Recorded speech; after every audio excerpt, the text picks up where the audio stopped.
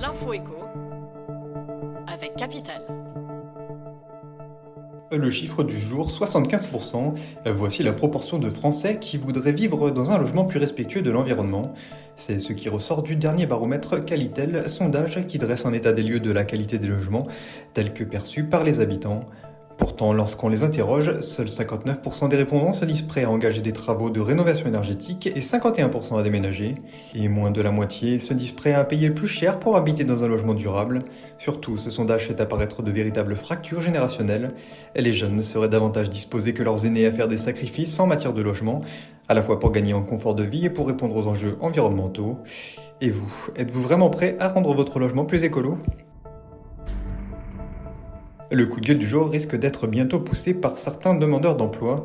D'après une étude de la DARES, publiée mardi 5 octobre, 2,5 millions de demandeurs d'emploi ont été indemnisés par l'UNEDIC au moins un jour dans le courant du mois de septembre 2020. En moyenne, ces 2,5 millions de personnes avaient perçu une allocation mensuelle de 1070 euros bruts. Par jour, leur indemnité s'élevait à 42 euros bruts en moyenne, mais ce montant est amené à baisser avec la réforme de l'assurance chômage. Le nouveau mode de calcul des allocations, entré en vigueur le 1er octobre dernier, devrait conduire à un recul du montant de l'indemnité journalière de 17% en moyenne, d'après une étude de l'UNEDIC. Cette baisse devrait concerner 1,15 million de personnes ouvrant des droits au chômage dans l'année suivant l'entrée en vigueur de la réforme. L'info pratique capitale concerne les contribuables qui souhaitent défiscaliser une partie de leurs revenus en investissant dans des placements risqués, comme les fonds d'investissement de proximité. Certes, il est possible de profiter d'une réduction d'impôt de 25% souscrivant des parts de FIP ou de fonds communs de placement dans l'innovation, et même de 48% en finançant le cinéma au travers des Sofica, mais cet avantage fiscal n'est que la contrepartie d'un risque élevé. C'est ce que rappelle le médiateur de l'autorité des marchés financiers dans son journal de bord. Et si votre investissement se solde par une perte en capital, vous ne serez indemnisé que si vous arrivez à prouver une faute de la société de gestion. Plus de détails sur notre site.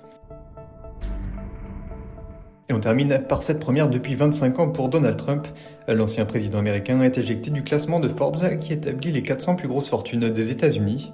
Donald Trump a perdu depuis un peu plus d'un an 600 millions de dollars, bien que sa fortune soit estimée encore à 2,5 millions de dollars.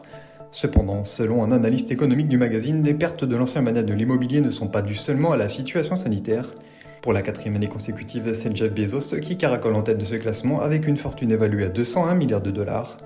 Il devance son rival Elon Musk, qui aurait une fortune de 190,5 milliards de dollars. Et le podium étant complété par Mark Zuckerberg. C'était l'info éco avec Capital.